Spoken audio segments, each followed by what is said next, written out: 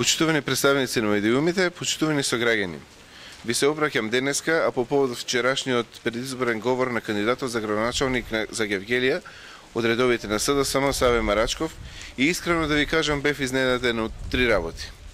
Првата работа е што кандидат за градоначалник на сериозна општина како Гевгелија нема да си дозволи да го започне своето обраќање пред гевгеличани со напади, манипулации и лаги кон мене како актуелен и иден градоначалник, и во тоа да му поминат 2/3 од говорот, а само 1/3 да зборува за она што мисли да направи за Гевгелија.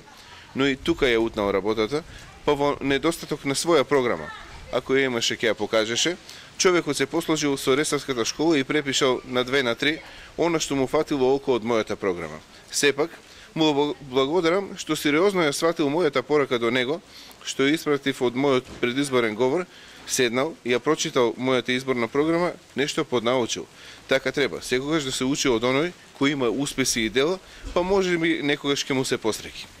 Втората работа, што ме вчудо не види, а таа е што Марачков, иако го прочитал и мојот отчет за сработеното и мојата изборна програма, го споредува периодот од изминатите 4 години, кога градоначалник е од редовите на ВМРО ДПМН, со периодот од средината на 90-тите години, кога начело на општина Гевгелија беше сегашниот негов ментор, па зборува за тогашниот буџет, за тогашни инвестиции, за тогашни европски пари и слично.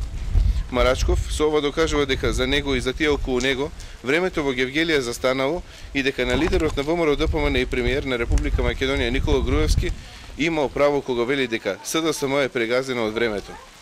Многу вода помина низ Вардар од тогаш Марачков, тогашните СДСМовски политичари кои криминално приватизираа, кои криминално шверцуваа и кои криминално ги ограбуваа граѓаните на Македонија, веќе се исфрлили на бурништето на историјата. Денес е времето на една нова политичка гарнитура во Македонија, предводена од ВМРО ДПМН, која наместо да краде, таа гради, наместо да зема од народот, таа му дава на народот, наместо гола политика и демагогија, испорачува секој ден нови дела и проекти за доброто на овој народ. Третата работа е што очекував на говорницата да излезат на вистина најдобрите кадри на СДСМ од Гевгелија, но наместо нив на бината излегува како од некој скеч на К15, најдобрите плукачи во далечина од СДСМ.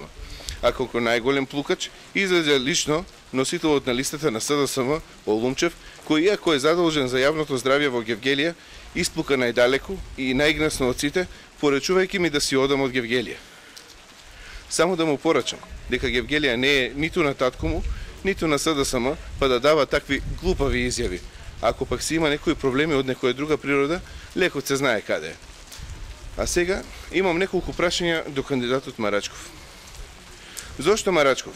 На вашиот митинг вчера некој извади мојот отчет за сработеното изминатите 4 години и јасно и гласно да му кажеше на толку малку насобран народ што ветил Франгов, а што не остварил. Така прават сериозните и одговорни политичари. Но јас ќе му кажам зошто не го направи тоа. Затоа што она што го вети в 2009 година е остварено или е во фаза на остварување. Па затоа ќе ги верува лагите од типот каде отидоа парите од театарот.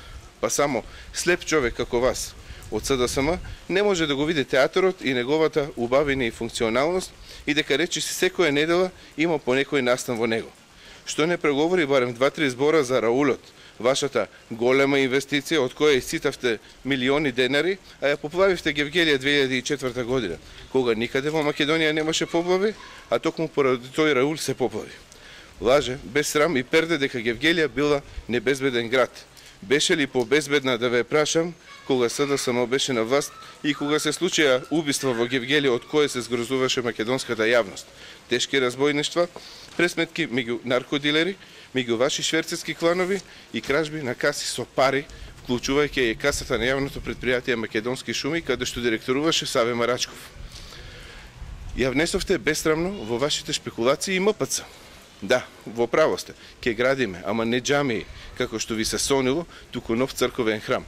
Во него ќе можете и вие, и таквите како вас, од вашата партија СДСМ да влезете, да се помолите, да ги исплакнете сите ваши гревови и да си побарате прошка од гевгеличани за сите лаги, манипулации и неисполнети ветувања што сте ги дале додека сте биле на власт.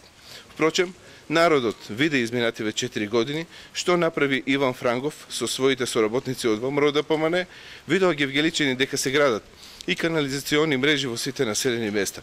Видоа дека со отварањето на раулот и изградба на атмосферските канализации на улици Коле Неделковски и 7 ноември, гевгеличани се спасија од поплави. Видоа дека се градат патишта, видоа дека се градат мултифункционални игралишта за децата, како ово последново во центарот на градот. Видоа дека веќе е изработен проект за нов водоснабдителен систем, видоа кој почна да го решава сообраќајниот хаос со изградба на кружниот тек, видоа кој го актуализираше проектот за изградба на конска брана, кој го исмевавте 2009 година, а кој веќе е влезен во програмата на владата на премиерот Груевски.